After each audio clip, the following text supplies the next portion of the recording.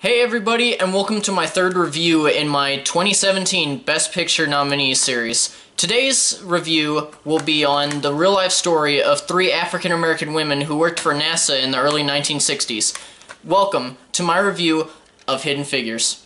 Before I begin discussing the film, I must talk about the director just a little bit. Theodore Melfi was originally offered the director's seat for a new Spider-Man movie under Sony, before Sony and Disney started working together in their Marvel Cinematic Universe. But he instead decided that he wanted to do a biographical drama film that was adapted from the Hidden Figures book that was written by Margot Lee Shetterly, I think her name is.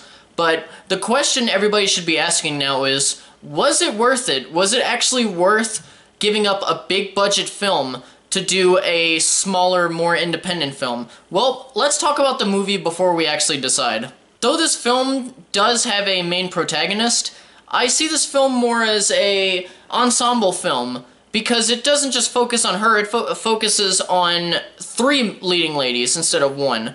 And the first of the main three, and the one who's arguably the main protagonist of this film, is Katherine Johnson, who is played tremendously by Taraji P. Henson. Before seeing this film, I had only ever seen Henson on TV shows, such as Person of Interest, which is actually one of my favorite TV shows of all time.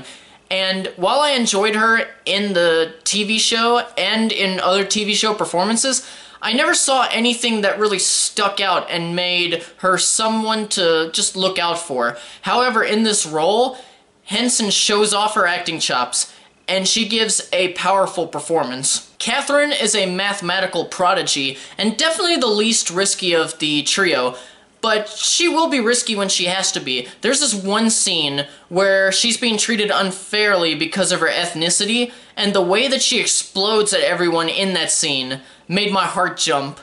And her story arc in this film follows her working directly with the Space Task Group as a computer, because back then we didn't actually have handheld computers. A computer was somebody who actually went in behind everybody else and checked their math after they've written all of their data. Dorothy Vaughan is the second of the trio, and she is played beautifully by Octavia Spencer. And Dorothy is a fellow mathematician who strives to be a supervisor for the, quote, colored group. She's not actually a supervisor in this film. She's the unofficial supervisor, and she always asks for the job, but they never give it to her because, you know, racism and stuff. What can I say about Spencer that anybody will not know? Nothing. She's fantastic in this film.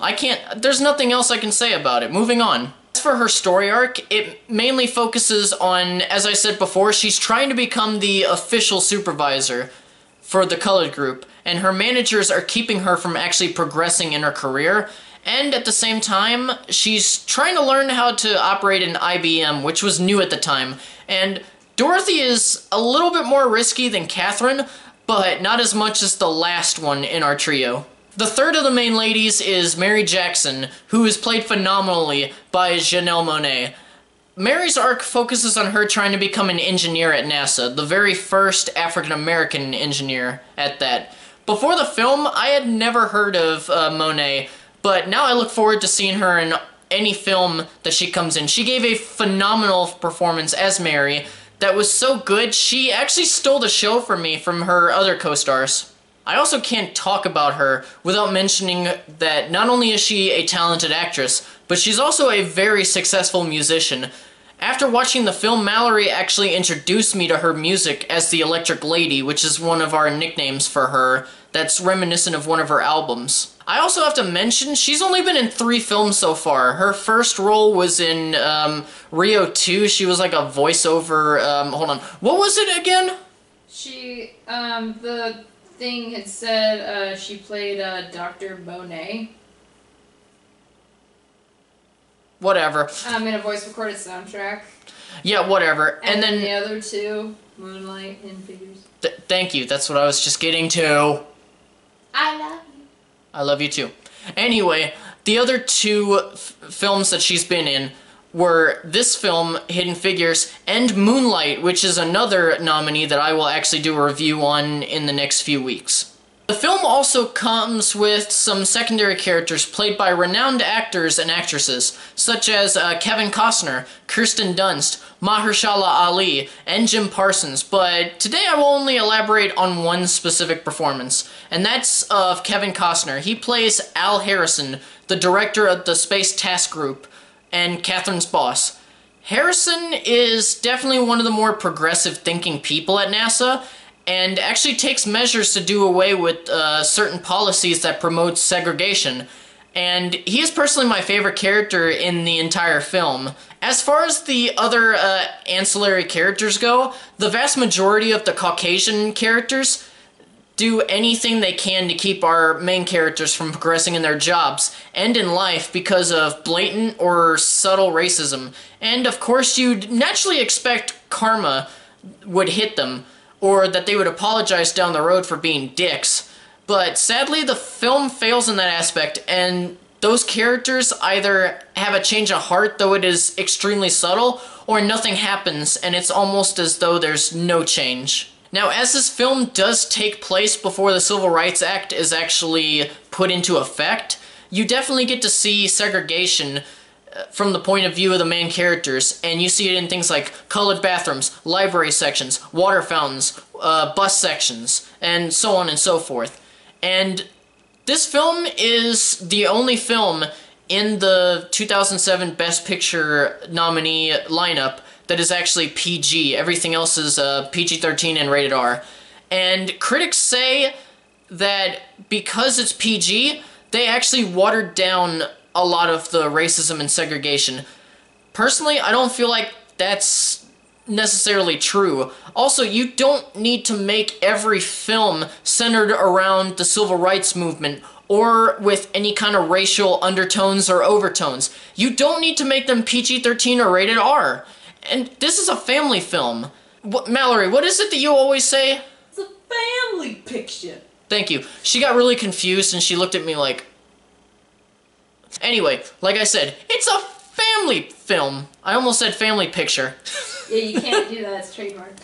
It's a family film, and I'm actually glad that they took that route. The music in this film was the most surprising aspect of the film that I enjoyed. Hans Zimmer delivers another great score, which he co-wrote with the pop star Pharrell Williams, who actually wrote and performed a few songs for the soundtrack.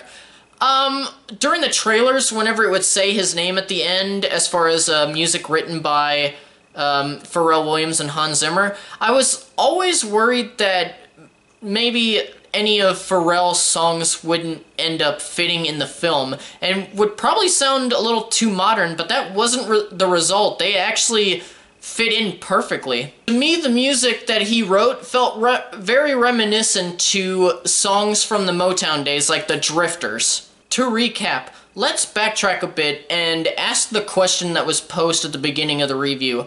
Was Melfi, the director, right for choosing this project over a Spider-Man film? Yes. Yes, he was.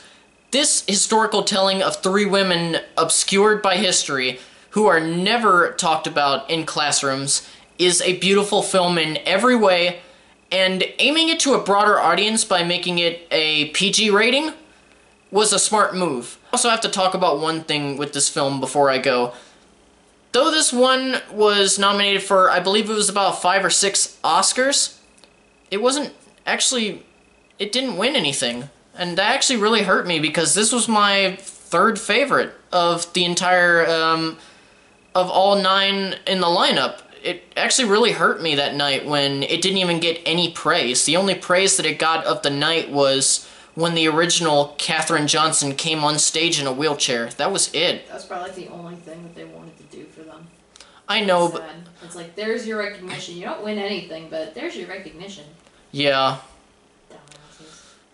It's too late to complain now. I still think Janelle Monáe should have been nominated for a Best Supporting Actress. Oh yeah, she wasn't nominated. Although Taraji P. Henson and Octavia Spencer were nominated. And honestly, we already knew that Octavia was going to be nominated. She's always nominated. Anyway, let's... They did win a Screen Actors Guild Award, though. Oh yeah. Yeah, they won Best Ensemble Film at... Was it Screen Actors? Yeah, that's what she said, Screen Actors Guild. Okay, I wasn't sure if that was a Golden Globe Award. That's okay. Anyway, thank you guys so much for watching, and I really hope you enjoyed this video. If you'd like to see more movie reviews like this, please check out my channel and subscribe. I'll see you guys next time. Bye. Mallory, say bye. Bye! I'm shutting this off.